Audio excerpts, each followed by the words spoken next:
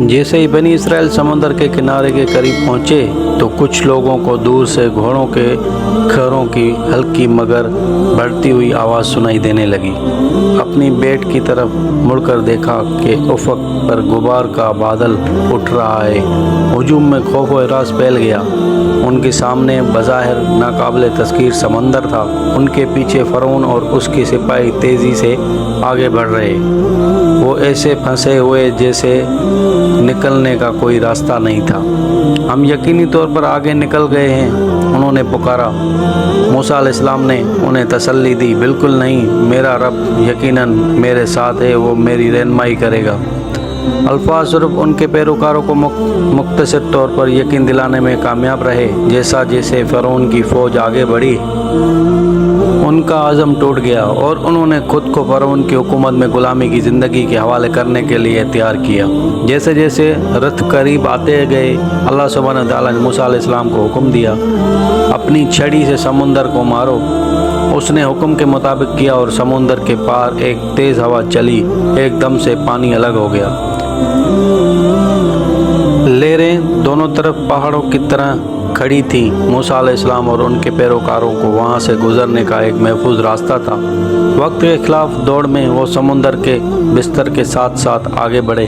जब वो मुखालिफ किनारे पर करीब पहुँचे तो उन्होंने पीछे मुड़कर देखा कि फ़िरौन की फ़ौज उनका ताक़िब कर रही है।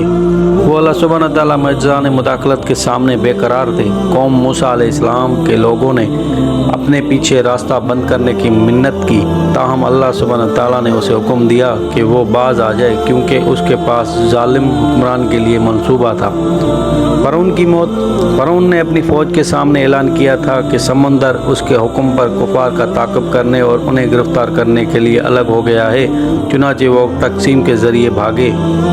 जब वो दरमियान में थे तो अल्लाह सुब्हानहू व तआला ने समंदर को अपनी साबिक़ा हालत पर लौटने का हुक्म दिया। फ़िरौन घबराने लगा। फ़िरौन मूसा अलैहिस्सलाम का पीछा करता है और डूब जाता है। उसके दिमाग में खौफ के साथ ये जानते हुए कि इसका अंजाम करीब है, उसने पुकारा, मेरा ईमान है कि अल्लाह सुब्हानहू व तआला के सिवा कोई महबूद नहीं, जिस पर बनी इसराइल ईमान लाए, और मैं भी अल्लाह सुब्हानहू व तआला के फरमानदार बरदारों में से हूँ। लेकिन उसका ऐलान गैर जानबदार और देर से था। अल्लाह सुब्हानहू व तआला ने कुरान मजीद में फरमाया, अब तुम ईमान ले आए, हालांकि तुमने पहले नाफरमानी की थी और फसाद करने वालों में से थे। अब हम तुम्हारी लाश को बचा लेंगे ताकि तुम तमाम आने वालों के लिए इबरत का निशाना बन जाओ।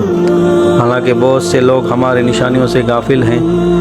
बहरा अहमर की लहरों ने फ़िरौन और उसके लश्कर को गर्क कर दिया। उसकी लाश को मिस्रियों और दीगर तमाम काफिरों के लिए एक याद दहानी और निशानी के तौर पर धोया गया कि वो जिस शख्स की इबादत करते थे वो महज एक गुलाम था जिसने ज़मीन में फसाद फैलाना, और उसका अंजाम इंतहाई इल्मनाक था। बनी इसराइल की डगमगाती अतात बहरा अहमर की मर्जाना जुदाई इसराइलियों के जहन में अभी तक ताज़ा थी।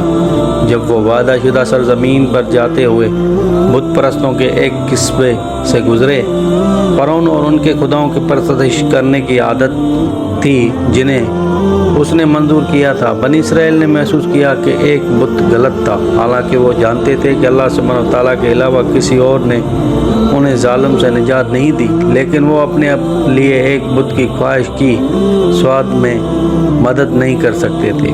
मूसा लोग बुत चाहिए थे। ओए मूसा, हमारे लिए इनके महबूदों जैसा महबूद बना दो, उन्होंने अपने नबी से पूछा। मूसा अलैहिस्सलाम को इस बात पर हैरत हुई कि इनकी कौम इनके आजमाइशों से कुछ नहीं सीखा।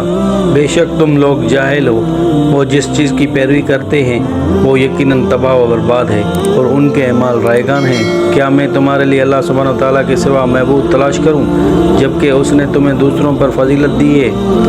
फिर भी अल्लाह सुब्हानहू व तआला ने मूसा अलैहिस्सलाम को कौम पर एहसान किया। जब बनी इसराइल में पानी की किल्लत पर झगड़ा हुआ तो अल्लाह सुब्हानहू व तआला ने अपनी اپنے رسول کو حکم دیا کہ اپنی لاٹھی چٹان پر مارو۔ لاٹھی ٹکرانے پر چٹان معجزانہ طور پر پھٹ گئی، جس سے 12 مختلف قبائل کے پیاس بجھانے کے لیے 12 چشمے نکلے۔ جب وہ بھوک سے نڈھال ہو گئے تو اللہ سبحانہ وتعالیٰ نے انہیں بٹیر اور من بعض پودوں کا سوکھا ہوا پیش کیا۔ اس کے باوجود کبھی مطمئن نہیں ہوئے، موسیٰ نے پتھروں کو مارا۔ وہ حضرت موسیٰ علیہ السلام کے پاس پہنچے اور کہا، ہے موسیٰ، ہم ایک ہی قسم کے کھانے کو برداشت نہیں کر سکتے۔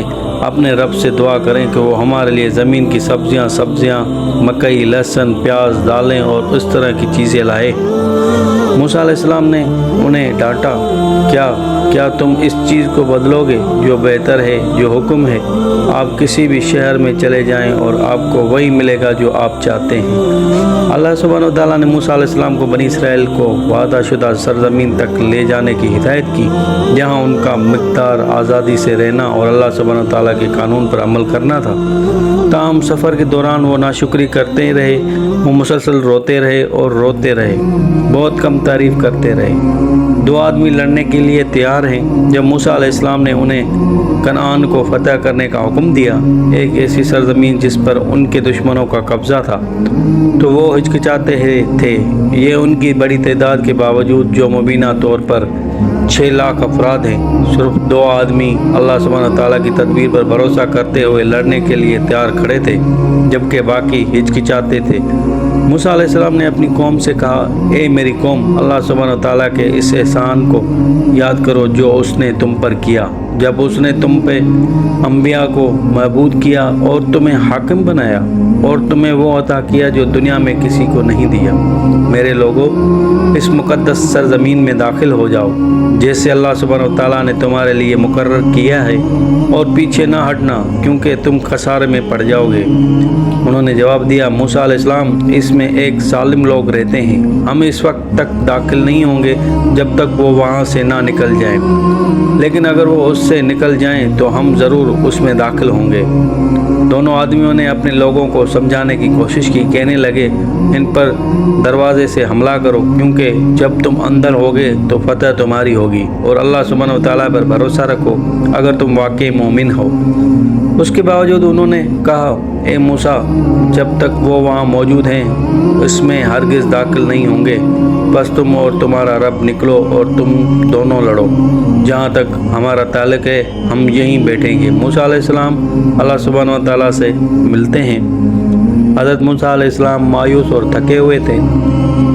آخرکار اس نے اپنی قوم سے دستبردار ہو گئے، کیونکہ وہ جانتے تھے کہ اللہ سبحانہ تعالیٰ نے انہیں جو کچھ حکم دیا ہے وہ کنات نہیں کریں گے اور ظلم کرتے رہیں گے۔ وہ اپنے اور اپنے بھائیو ہارون علیہ السلام کے اعمال کے ذمہ دار ہونے کے لیے اپنے رب کی طرف لوٹ گیا۔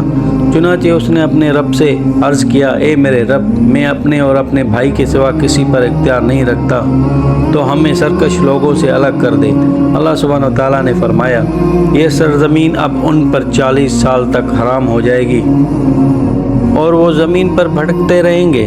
ان فاسق لوگوں کی حالت پر غم نہ کرو، ان کا سفر بے لگام گھومنے پھرنے کے ایک نہ ختم ہونے والے چکر میں بدل گیا، جہاں ہر دن جہاں سے شروع ہوتا تھا وہیں ختم ہوتا دکھائی دیتا تھا۔ بے مقصد وہ صحرا میں سفر کرتے رہے، یہاں تک کہ ایک دن ان کا راستہ انہیں کوہ سینا تک لے گیا، جو اللہ سبحانہ تعالیٰ کے ساتھ موسیٰ کی پہلی ملاقات کا مقدس مقام ہے۔ یہاں موسیٰ علیہ السلام رہنمائی حاصل کرنے کے لیے گروپ سے الگ ہو گئے، کیونکہ وہ خود کو کھوئے ہوئے محسوس کر رہے تھے اور یقین نہیں تھا کہ آگے کیا کرنا ہے۔ اس نے ہارون علیہ السلام کی قیادت میں گروہ چھوڑ دیا، موسیٰ علیہ السلام نے گروپ چھوڑ دیا۔ پہاڑ پر موسیٰ علیہ السلام نے اپنے رب سے ہدایت مانگی کہ اپنی قوم کی بہترین رہنمائی کیسے کی جائے۔ اللہ سبحانہ وتعالیٰ نے جواب دیا، اپنے رسول کو ہدایت کی کہ وہ پہلے 30 روزے رکھ کر تزکیہ کریں۔ اس حکم پر عمل کرتے ہوئے اللہ سبحانہ تعالیٰ پھر اسے وہ قانون دے گا جن کے ذریعے وہ اپنی قوم پر حکومت کرے گا۔ وہ اکیلے پہاڑ کی چوٹی پر ٹھہرا اور روزے کے آخری دن اس نے اپنی سانس تازہ کرنے کے لیے ارادے سے ایک پودے سے کھایا۔ اس کا خیال تھا کہ اللہ سبحانہ تعالیٰ کے سامنے کھڑے ہونے سے پہلے اپنے آپ کو بہترین انداز میں پیش کرنا ضروری ہے پودا اللہ سبحانہ وتعالیٰ نے پھر موسیٰ علیہ السلام سے فرمایا تم نے روزہ کیوں توڑا؟ موسیٰ علیہ السلام نے جواب دیا اے میرے رب میں نے تجھ سے بات کرنا پسند نہیں کیا کہ میرے منہ سے خوشبو نہ ہو۔ اللہ سبحانہ وتعالیٰ نے فرمایا کیا تم موسیٰ علیہ السلام کو نہیں جانتے؟ میرے نزدیک تیز رفتار کے منہ کی بو گلاب سے زیادہ خوشبودار ہے۔ واپس جاؤ اور 10 دن روزہ رکھو پھر میرے پاس واپس آ جاؤ۔